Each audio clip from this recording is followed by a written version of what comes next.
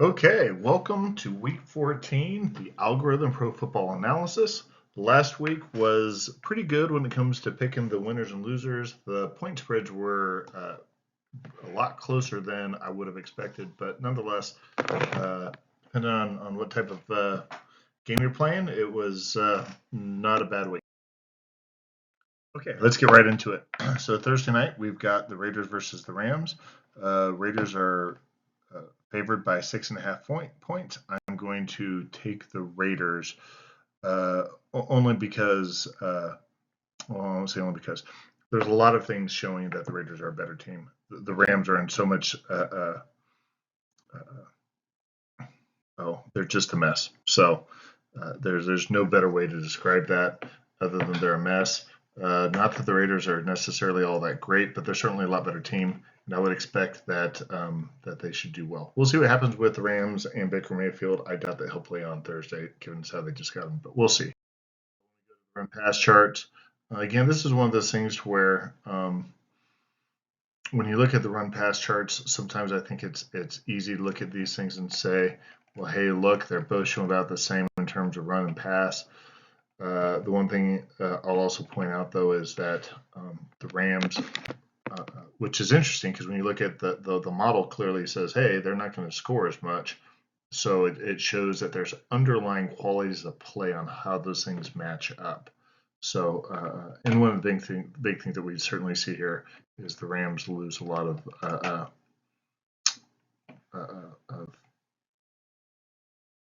offensive capability when it comes to a lot of sacks, a lot of interceptions, and then quite honestly, not a lot of explosiveness. That's what shows up.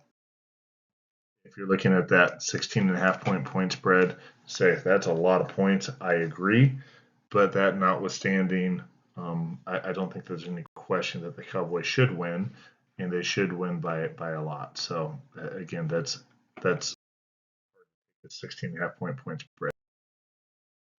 Next, Baltimore versus Pittsburgh. Pittsburgh is favored by 2.5 points because Lamar Jackson got hurt, and I don't think he's playing the last that I looked. The model, of course, does not know that Lamar Jackson got hurt, and so it's saying, hey, Baltimore should win. The one thing that I would point out is I am going to go ahead and take Baltimore because Huntley, who I think is their backup, plays a very similar game, obviously not the level of Lamar Jackson, but I think trying to throw in your backup quarterback and play and win is difficult, and they struggled with that in their last game, only winning by 1 point. But that notwithstanding, it's pretty much the same plays, obviously not the same way that they do that. But Pittsburgh, it's definitely shown that they're a lot better team. I'm just not really sure that I'm willing to take them against what I think is overall. When you look at the overall core of what that team does, they're able to run. They got a solid defense, and Pittsburgh again. They've got certainly a pretty good defense, but it's really hard to take them just because Lamar. So these charts aren't really going to make too much sense in the fact that with Lamar Jackson out, that will probably throw off this ratio over here for the Baltimore rush and pass game. But again, their backup plays is a similar style of quarterback as Lamar Jackson. That notwithstanding, Pittsburgh still has a hard time protecting the quarterback, throwing interceptions, and obviously Huntley is not going to be as explosive as Lamar Jackson. I'm not sure many quarterbacks can be in the way that he is, but that notwithstanding, they're still an explosive team. And so I think that throughout the week they're going to find their way. So I'm going to take the under on that one. All right, Cleveland versus Cincinnati.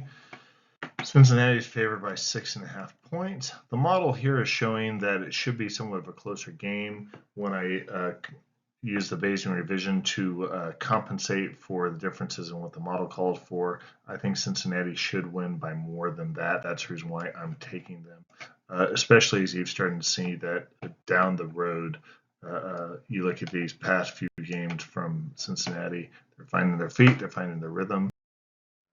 Coming down here, we start to look at it.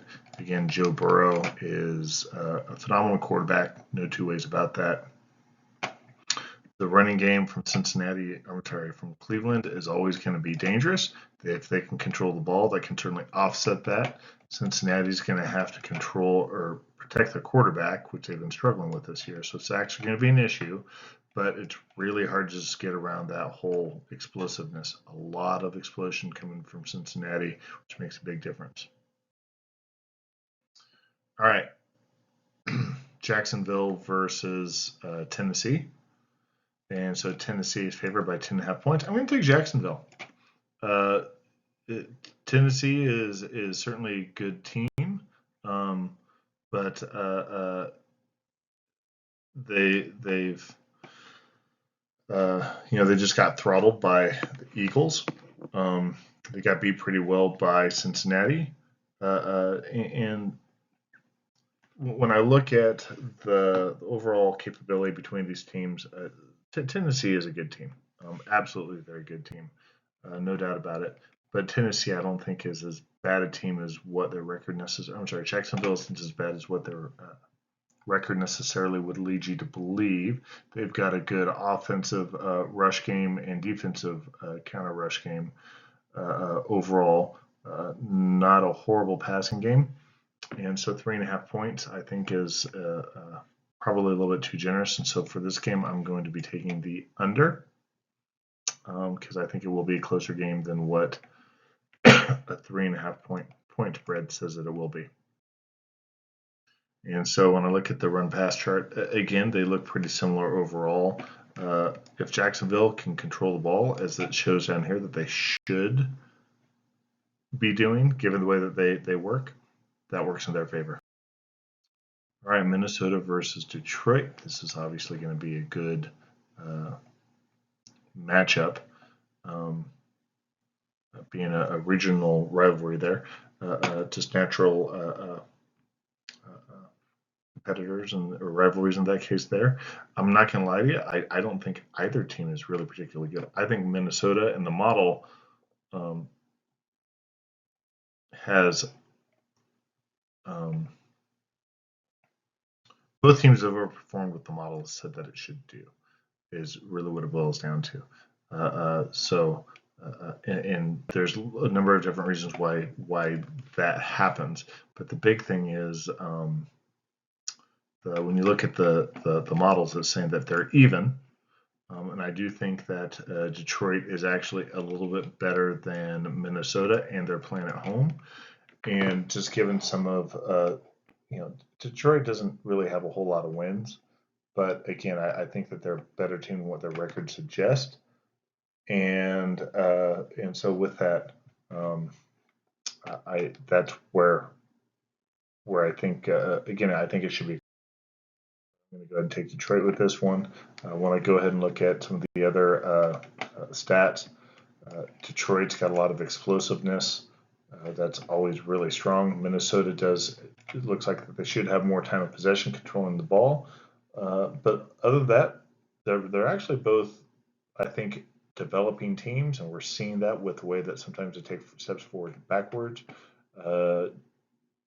Jared Goff has been doing very well in Detroit, and Kirk Cousins, who I think is typically an interception machine, is still throwing interceptions, but not at the rate that he is certainly capable of doing.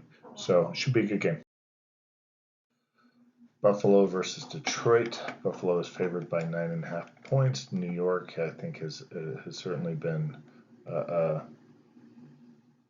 struggling a little bit as of late. The record's still pretty good.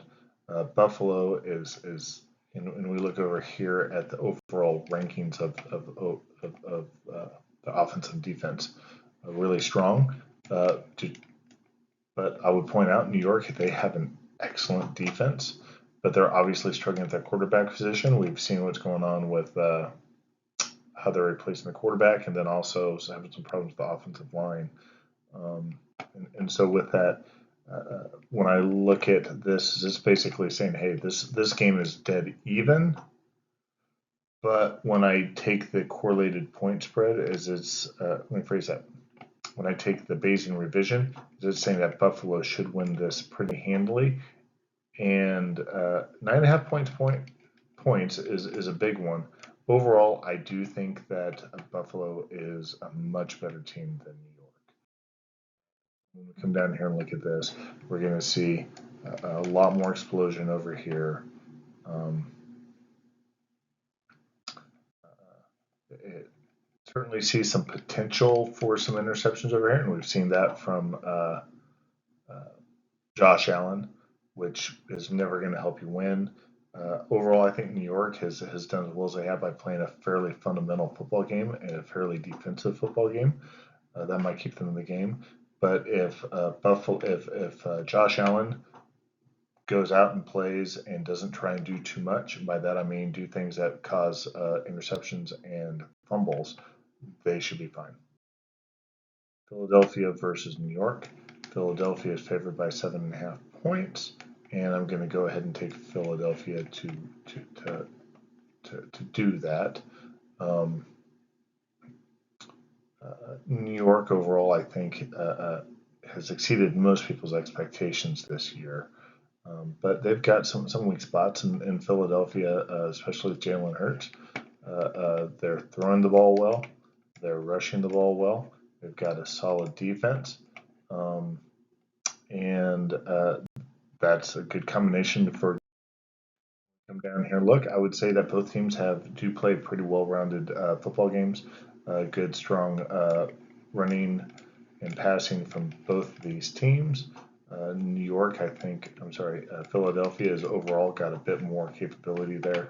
Philadelphia's got a bit more of that explosiveness, which is what we see down here, and you see up here as well. That explosiveness makes a big difference.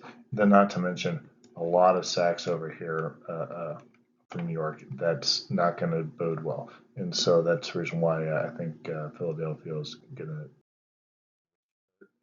Is this showing that? There's about an 8-point spread just by the means, and then vision says it should be quite a bit more. This one. Seattle versus Carolina. Seattle is favored by 3.5 points. I'm going to go ahead and take Seattle with that point spread. This one was a bit close. The Bayesian revision said it might just be equal.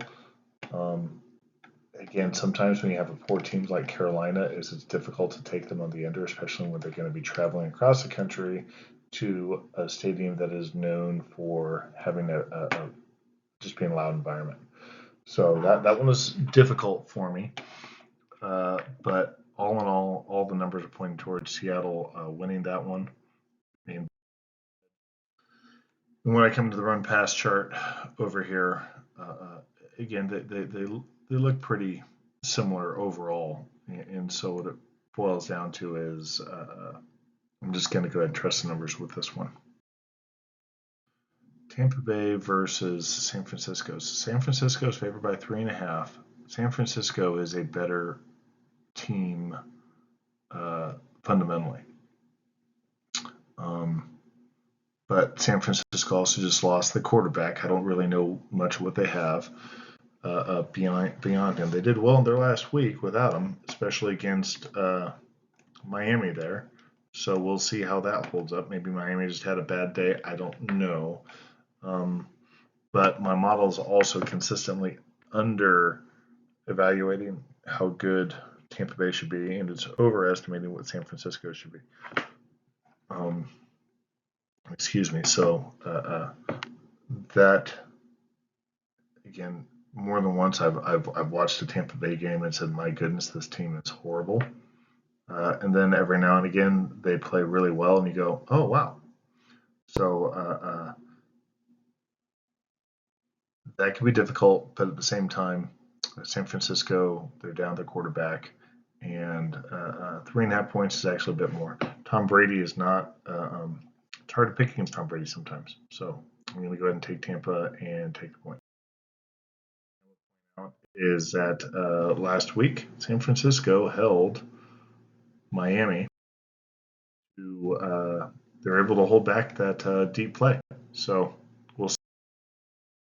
And for the Monday Night Football game, New England is favored by 1.5 points. I'm going to take New England. Overall, I think Arizona is generally speaking a pretty poor team. Um, they don't really have any good wins this year either. As much as people like to take cracks at Bill Belichick, you can't help but look at the overall their passing, their defense, their rushing game is about the only thing that's really deficient. Um, and Arizona just doesn't really have a lot going for them. Look at the run pass charts. Again, you're going to see that advantage over here in the passing, the rushing game, the turnover game. Arizona is not looking like they're protecting the quarterback and certainly not protecting the football. And then Arizona just has no explosive capability whatsoever. So, all right, well, those are my weeks. I wish everyone a good week in their picks and whatever type of your picks you're doing. And with that, we'll talk next week.